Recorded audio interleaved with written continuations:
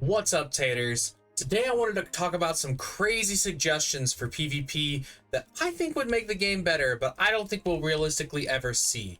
As the video progresses, we'll continue to see crazier and crazier ideas, but I think they're all interesting to think about, and I'm curious to see what you guys might think. So leave your suggestions down in the comments of things you'd like to see change in the game. So let's jump into it. The first change I'd like to propose is to the off turn in PvP. Because you see, when you're in PvP and it's not your turn, all your cards are grayed out. And what you can do is you can discard cards and then draw more cards to fix your deck cycling. But if your opponent just clicks really fast for just because they wanted to, you don't get to draw. You don't get to fix your hand. What other card game is reaction based? With the exception of maybe like the game where you slap the cards if they're doubles. I don't know. Like, what serious competitive card game has it based on how fast you can move or how fast you...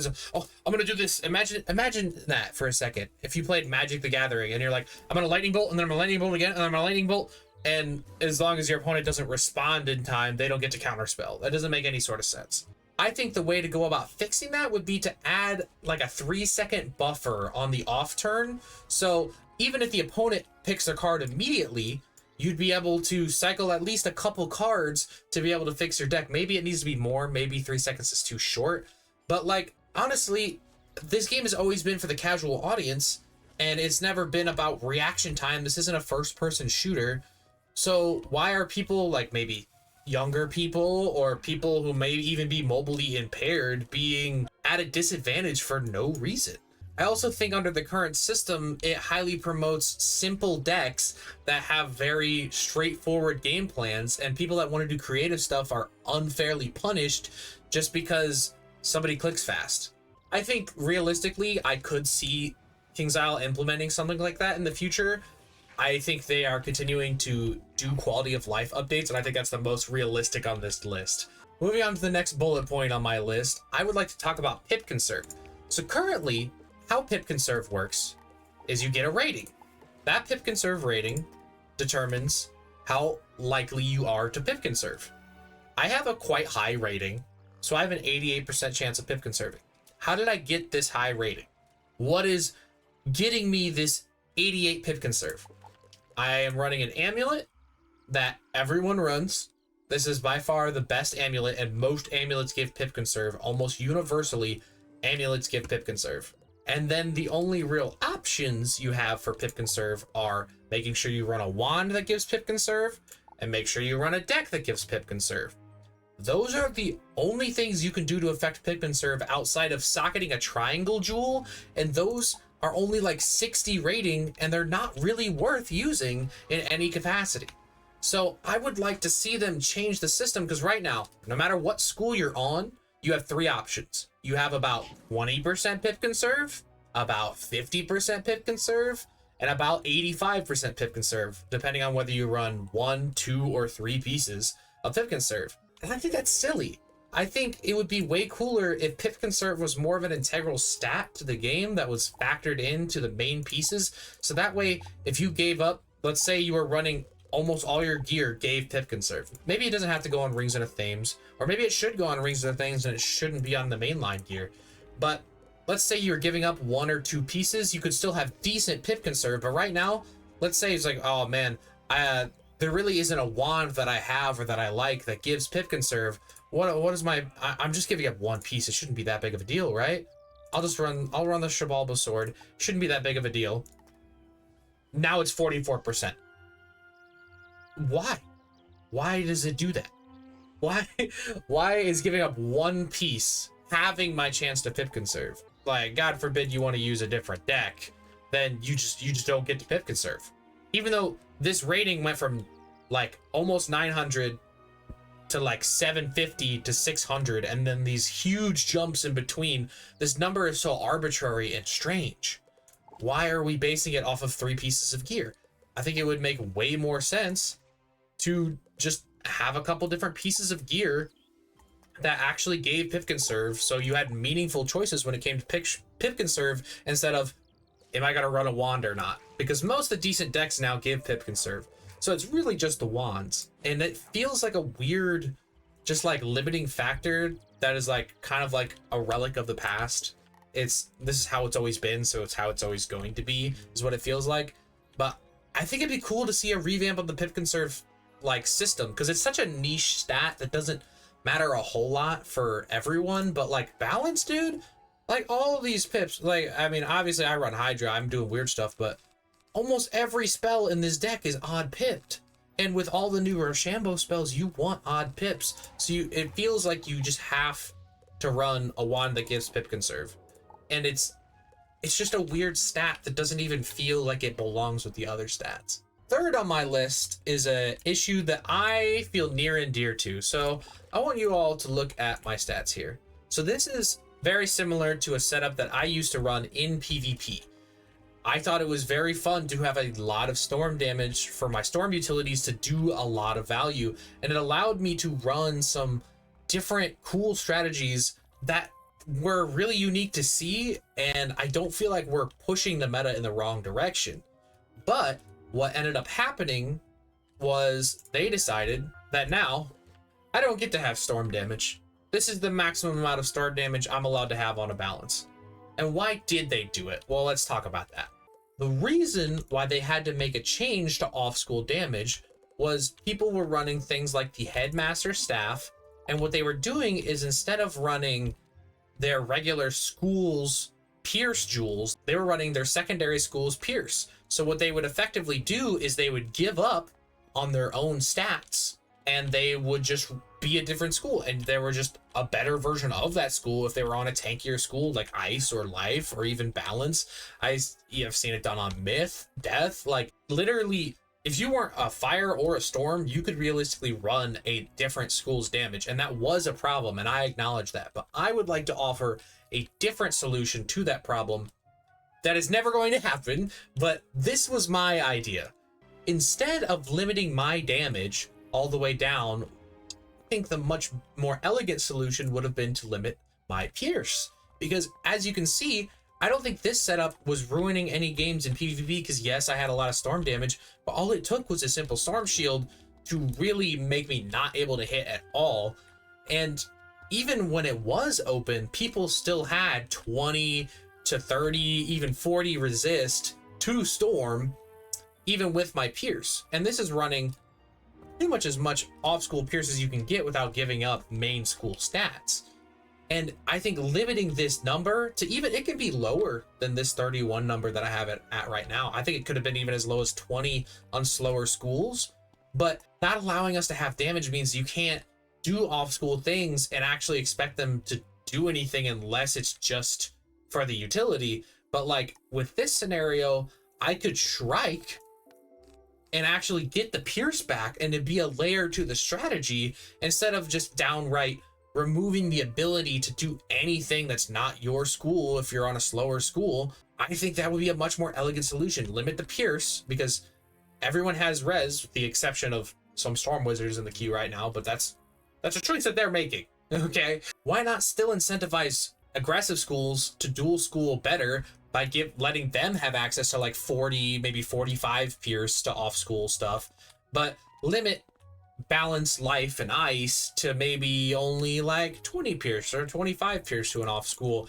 I think that would be way more fun, because you'd see cooler spells out in the arena. I still sometimes run things like Storm Bubble or Ice Bubble to be fun because I have Hydra, but I used to legitimately run like Hidden Bubbles and like Berry Surprise and like other Catch of the Day. Even I would run off-school hits because they still, granted they were weaker because they didn't have the Pierce, but since they were higher damage per pip, they still were decent moves and they gave really cool, unique utility.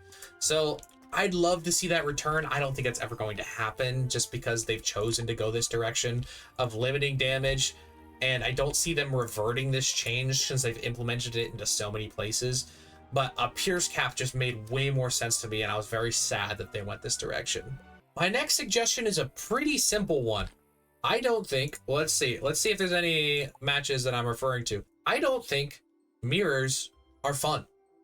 I don't think it is fun at all to have to face somebody that's exactly the same as you. The idea of queuing somebody who has access to the exact same tools as you, the exact same thing, you might say, oh, well, the better player will win, right? The better player will prevail. It's not really how this works. In the Ditto, there's really only two factors. It is luck of what you pull and what you crit and how high your damage rolls are on your spells, and then simplicity of deck. If you have a simple deck, you're more likely to win a Ditto. And I think that's hurtful to the game, because why wouldn't you want to see more unique things happening? If you see the same 5 spells from each school every game, it's going to kill the game. And I know it's a funny argument because my most popular video on this channel is a Ditto, but do you know how that one ended? Bah! No crit! Oh, he had ice! He had ice! Holy smokes! I think a fire killed. Oh my gosh! Holy, that was such a close game. Why is my RNG this bad, bro? Oh, luck. All luck. I didn't lose because my opponent didn't crit and rolled really low on his damage type. So I just got to win. By all accounts, he should have won. But then maybe the turn before, if I would have pulled a specific spell, I would have won. So it really is just a luck fest, and I don't think it's fun, and I think it's actively hurting the game. But I don't think they will ever remove Dittos because it's just not something I could ever see them doing.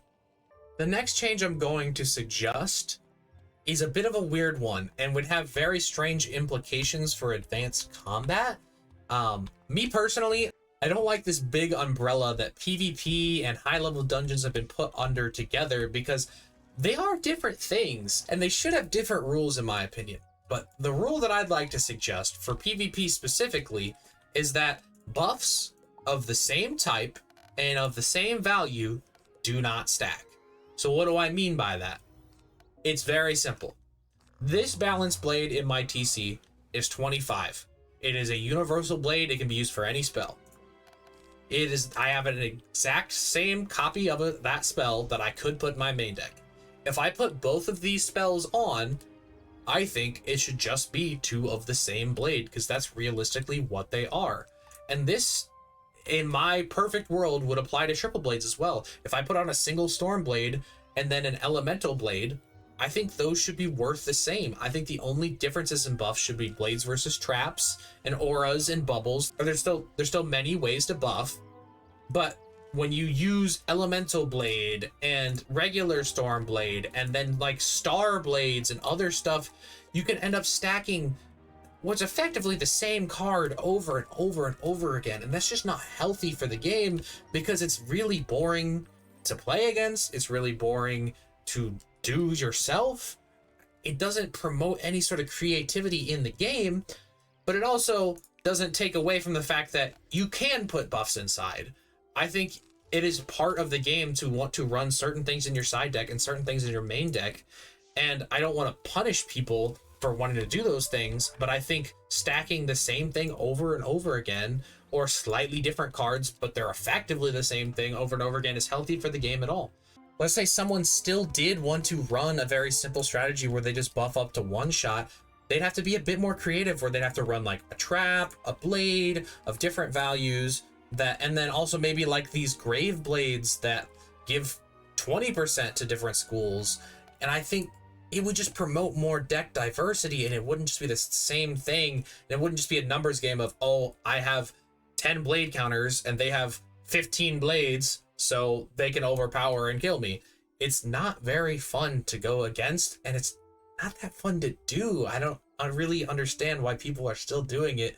Another really controversial change that I would really like to see would actually be a treasure card copy limit.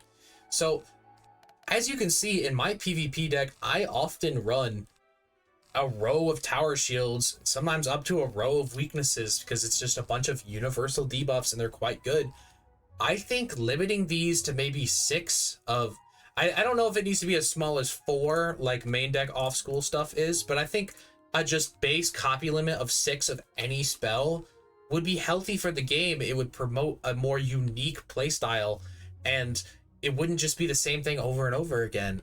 I know it would be a crazy change to implement so late into the game's lifespan because people have been running as many treasure cards as they want forever, but I think it would be so cool. I think it would be so healthy for the game, and I know people would hate it initially, and I know people are probably, this is probably going to be one of my least liked out of these, but dude, just imagine a world where somebody can only run so many universal debuffs like this, and so you have to actually run shields to schools that you're bad against and schools that you need to shield against a lot. It's not just so simple. You have to actually think about what you're running in your deck. That being said, I do think if that were the case, Balance would need its own set shields besides just Stonewall. Currently, this is the only spell in the game that gives Balance specific shields. If they did go this route of copy limits on side, you would need to be able to debuff against Balance a bit easier. So I understand that that is a little short-sighted, so that's my little asterisk here on this one. I'd love to see a copy limit, but also that means you need to give us balance shields. All right, now let's get into the really, really weird stuff. So, as some of you may know, currently in this game, I don't even know if I have any. Yeah, okay. So, currently in this game, there are these things called will casts, and what you can do with will casts is it is a talent on your pet. And as long as your pet has happiness, 3 times a game, you can summon a spell into your hand. And it has to be the predetermined spell that the talent gives. And I think that's a super cool thing to implement because deck manipulation in card games is normally such a huge thing. That's why things like Pot of Greed and Yu-Gi-Oh! Are banned. And things like infinitely drawing cards are win conditions in Magic the Gathering. It is just such an integral part to any card game, being able to manipulate your deck in some way, tutoring cards, scrying cards, just all sorts of different aspects. But Wiz doesn't really have anything like that. The only thing is we have 2 decks and we draw from the side deck. So that is something that we can do to manipulate our deck. But we have this massive deck. No other card game runs this many freaking cards to my knowledge. Maybe I'm mistaken on that one, but no popular ones that I know of. And there's very little you can do to actually pull the things you need to pull besides running a bunch of copies of spells, and that isn't guaranteed to give you anything. You can still get extremely screwed over by your deck. And I know it's part of a card game, but I think it would be way more fun to have ways to manipulate it in some way. So here's a couple of my suggestions. Suggestion number 1 for me would be to give us a will cast slot instead of, or maybe it's still a pet talent, but personally in this meta where you need so many stats to hit the stat caps, it's not really worth giving up like 7 damage or 4 pierce or anything like that to actually get a will cast. I think a will cast slot would be really fun. Just maybe a little slot somewhere around here on your deck or something where you could drag 1 card into it. Any of the cards that we have at our disposal. It could even be other school spells. And you could just summon that card into your hand 3 times a game. Just like how will casts work right now. Just allow us to be able to summon a card of our choice to our hand. Do you know how crazy my adapt strategy would be if I could pull this adapt when I needed it and it didn't clog up my hand if I had like 3 of them, because I'm gonna need more than 1 to finish a game. Being able to summon a card directly to your hand is an incredibly powerful feature, but also currently the way will cast work is it announces that card is going into your hand, and then your opponent gets a chance to react to it and play off that knowledge that that card is in your hand. I think that's a really good balancing mechanic. It just doesn't really work for the current system when the only will casts that exist in PvP are spells that counter things like riding the scales. This was a great will cast for a little bit, but people just adapted. If you put on unique traps and then somebody summons a riding the scales in their hand, you're going to cover the traps.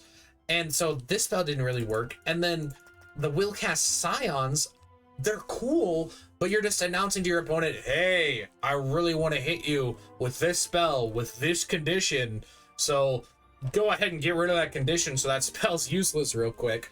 The current card pool for will cast, I think, is too small for them to be relevant, but the will cast itself as a concept is a huge idea, and it's a huge opportunity for the devs to do something really cool and make the game feel even more unique than it already is. Another idea I had for deck manipulation is even more off the wall than that one, if you can believe it. I think it would be really cool. Maybe it'd be a similar thing with a slot. Maybe it'd just be predetermined spells. But I think there should be enchants that you can put on any spell in the game. And what these enchants would do is, instead of changing the way the spell works, it would work like a will cast. The spell itself would work just like any other enchant. It would have a copy limit, and what you would do is enchant it on a spell, and then after that spell is cast, it would summon a specific card to your hand like a will cast. Now, maybe this would be broken, but I think it would create a unique deck building opportunity, because a lot of the times in matchups you need a lot of a certain spell. Let's say like against the life, you need a heal counter in your hand at all times. And so what happens when you pull 3 or 4 heal counters? You have to hold on to them, and now you're playing a game where you only have 3 cards in your hand, and now you're just stuck playing like that because the deck RNG screwed you. If you had an enchant that summoned that spell again when you cast it, you would just be able to keep 1 in your hand and always be able to have access to another copy of it. And I don't think it would be inherently broken, because it would apply to copy limits, and 4 in a deck of like, let's just say a deck of like 75 cards on average, having 4 copies of something that allowed you to duplicate a spell in your hand, or maybe it doesn't even have to duplicate, maybe it just fetches it for you. It doesn't have to create its own copy, maybe it takes it out of the deck. But having enchants that allowed you to summon specific spells after you cast another spell would be so cool. Like, imagine there was a spell where after I cast Adapt, it summoned a Hydra in my hand. Or let's say there was an enchant where after I cast a Fire Elf, it then summoned a Sunbird to my hand, which does extra damage with an overtime on it. The opportunities for that would be endless. And enchants also, since they go onto a card, it gives you an opportunity to draw a card without actually losing the value of discarding a card, because normally to draw on your side deck, you have to get rid of things. And enchants were such an integral part of deck building because they allowed you to dig in your TCs effectively for free, and we've lost that. We don't have that in PvP anymore. We don't have anything that allows us to enchant anything anymore. Not Sharpen Blade. I thought it was fun to Sharpen Blade a Savage Paw, and it was such like a niche, tiny interaction that typically didn't determine the outcome of a game, but it allowed me to draw in my side without getting rid of things that I found valuable in my main deck. Just a thought. It's a really off the wall thought, but I think it would be a really cool introduction to the game to have anything that allowed you to manipulate your deck in some way besides just discarding and drawing more cards. My big final idea, I think, would be so hype and would get people genuinely like excited to not even just play but also watch PvP games. I think there should be a rematch option. I think after you lose to an opponent, there should be a rematch, yes or no. And if you both click yes, you run it back and you do it again. And I think alongside that system, there should be a sideboard system.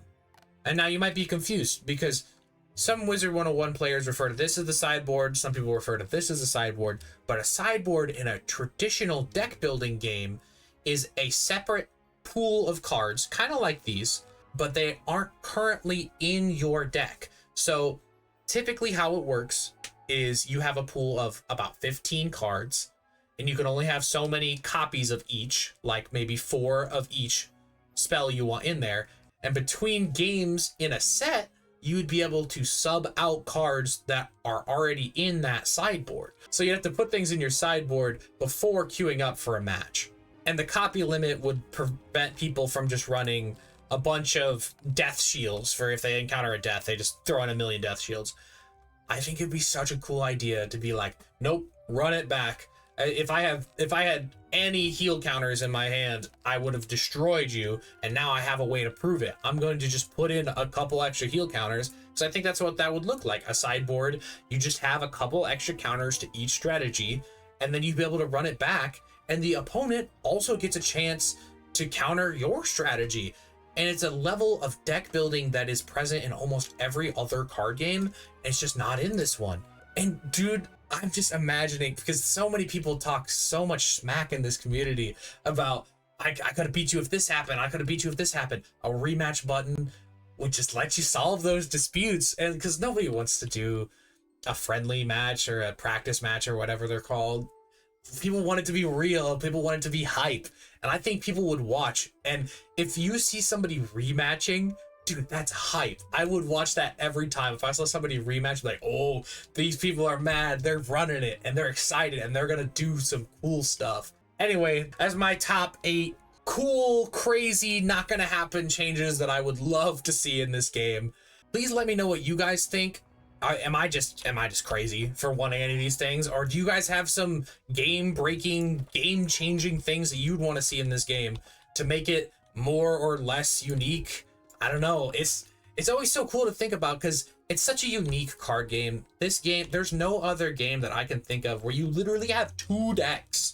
What game has 2 decks where you can just be like, oh, I just want these cards over here in this deck. This deck isn't doing it for me. Let me get some cards from this deck. That is such a unique thing about this game. But I think Wiz could really use some inspiration from some other card games to benefit, because some other card games have been around for a lot longer of time and they know how this works. They have big teams of people that create rules, and just things are constantly changing and being updated and being banned, just like this game. So why not take inspiration from people who know what they're doing and have been at this for a long time? Anyway, I love y'all. Later, taters.